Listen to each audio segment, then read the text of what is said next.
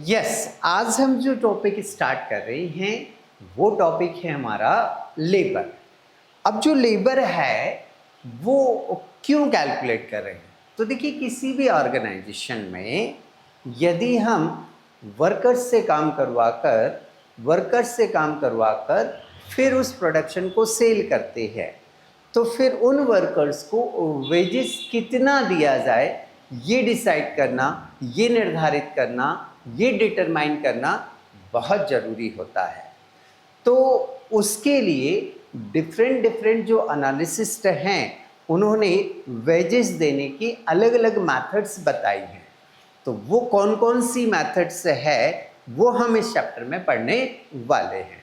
तो आज हम सबसे पहले पढ़ेंगे हेल्से कि हेल्से साहब ने जो वेजेस या लेबर देने की जो मेथड है वो कैसी बनाई है, उसकी स्टेप्स क्या हैं, उसको हम यहाँ पर पहले फॉर्मेट देख लेते हैं, फिर इससे रिलेटेड हम क्या देखेंगे, सवाल देखेंगे। ओके, तो चलिए आइए हम देखते हैं हेल्से मेथड से वेजेस का कैलकुलेशन कैसे किया जाता है ना। तो हेल्से साहब ने अपनी मेथड को एक्सप्लेन करने में कुछ शब्दों का प्रयोग किया है। उन शब्दों को पहले हम समझ लेते हैं। सबसे पहला शब्द उन्होंने लिया स्टैंडर्ड टाइम। अब ये स्टैंडर्ड टाइम क्या होता है? स्टैंडर्ड टाइम का मतलब होता है कि किसी भी काम को करने के लिए अधिकतम मैक्सिमम टाइम को कहा जाता है स्टैंडर्ड टाइम। ये मैनेजर डिसाइड करता है कि किसी भी काम को करने के लिए स्टैंडर्ड टाइम कितना होना चाहिए। तो एक तो हो गया हमारा स्टैंडर्ड टाइम, दूसरा होता है एक्चुअल या टेकन टाइम। उस काम को वास्तव में जितने समय में पूरा कर दिया गया, उस काम को जितने समय में वास्तव में पूरा कर दिया गया हो, उस समय को कहते हैं हम टेकन या एक्चुअल टाइम। देन रेट, 1 घंटा यदि कोई वर्कर काम करता है, 1 आवर यदि कोई वर्कर काम करता है, तो उसको कितना वेजेस दिया जाना चाहिए वो कहलाता है हमारा वेजेस रेट।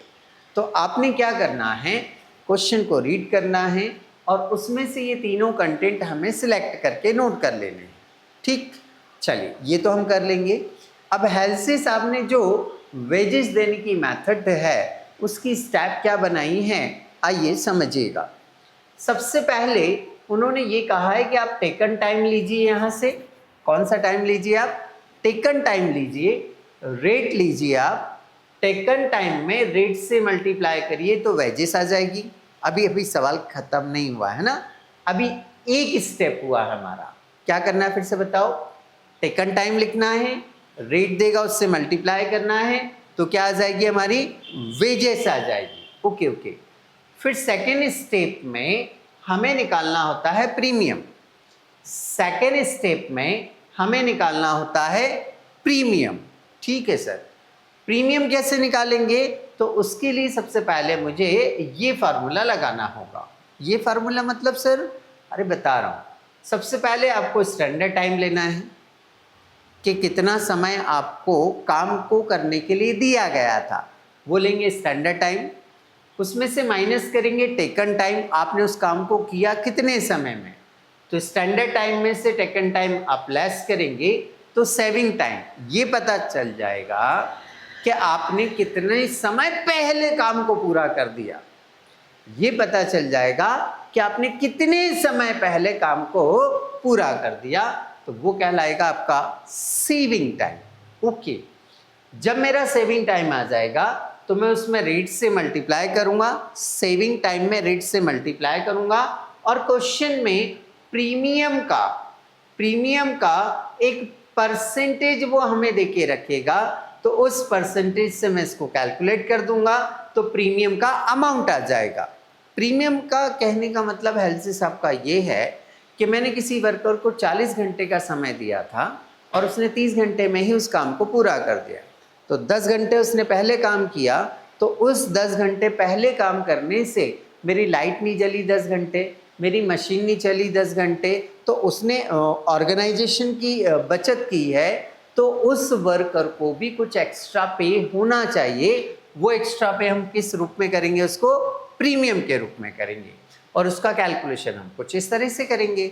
ठीक है, फिर मेरी जो वेजेस आएगी वो लिखूंगा मैं, मेरी जो प्रीमियम का अमाउंट आएगा वो लिखूंगा, दोनों को प्लस कर दूंगा तो क्या आ जाएगी, हमारी टोटल वेजेस आ जाएगी। बराबर।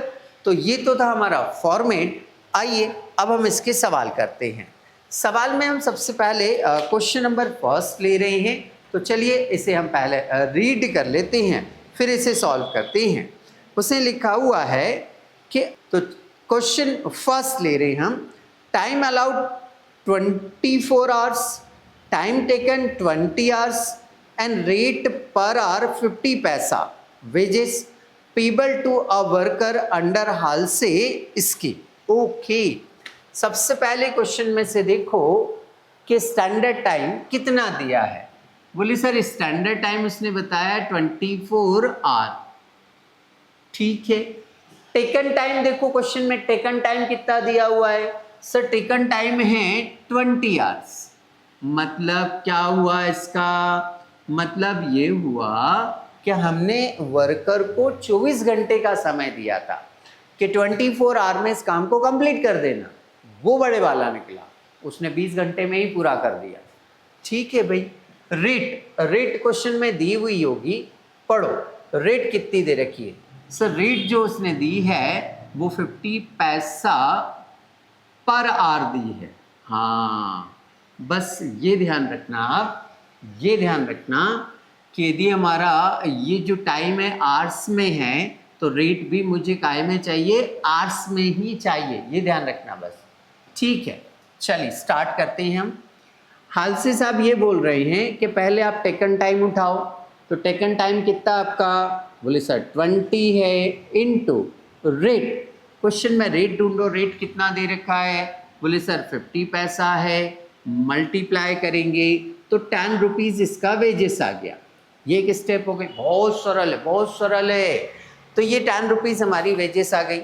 फिर मुझे ये स्टेप लगाना है, स्टैंडर्ड टाइम जल्दी बोलो कितना है 24, टेकन टाइम जल्दी बताओ कितना है 20, 24 में से 20 लेस करेंगे तो कितना आ जाएगा 4 आवर्स। ठीक है, अब मैं ये स्टेप लगाऊंगा कि उसने मुझे मेरे जो है ऑर्गेनाइजेशन के 4 आवर्स बचा दिए, रेट है मेरा 50 पैसा इनटू क्वेश्चन में यदि प्रीमियम का परसेंटेज बताया हो तो जो परसेंटेज बताया है वो रखेंगे, और यदि क्वेश्चन में प्रीमियम का परसेंटेज नहीं दिया हो, यदि प्रीमियम का परसेंटेज नहीं दिया हो तो फिर 50% माना जाता है, 50% माना जाता है, 50% माना जाता है। ध्यान रखना है, मैंने बता दिया 2-3 बार, कितने परसेंट मानना है 50। अभी हमारे क्वेश्चन में प्रीमियम का परसेंटेज नहीं दिया है तो फिर हम कितने परसेंट मान लेंगे, 50% मान लेंगे। ओके, 4 का 0.5 से मल्टीप्लाई करिए, 4 का 0.5 से मल्टीप्लाई करेंगे तो ये 2 रुपये आ जाएगा, इनटू कितना करना है आपको 50%, 2 रुपीज़ का 50% करेंगे, जल्दी बताओ कितना आ जाएगा, 2 रुपीज़ का सर 50% करेंगे तो 1 रुपीज़ आ जाएगा। तो 1 रुपीज़ हमारा क्या हो गया, प्रीमियम हो गया। 1 रुपीज़ हमारा क्या हो गया, प्रीमियम हो गया। ठीक है भाई, प्रीमियम का जो अमाउंट है वो कितना आ गया 1 रुपीज़। फार्मूला लगा लीजिए, क्या फार्मूला लगाएंगे, वेजेस मिला उसको, हाँ सर, प्रीमियम मिला उसको, हाँ सर, बराबर आ जाएगी इसकी टोटल वेजेस। जल्दी से बताओ वेजेस कितनी थी सर 10 रुपये, प्रीमियम कितना था सर 1 रुपये, तो उसे टोटल वेजेस कितनी मिलेगी 11 रुपये। तो इस तरह से आपका ये सवाल यहाँ आकर कंप्लीट हो जाता है।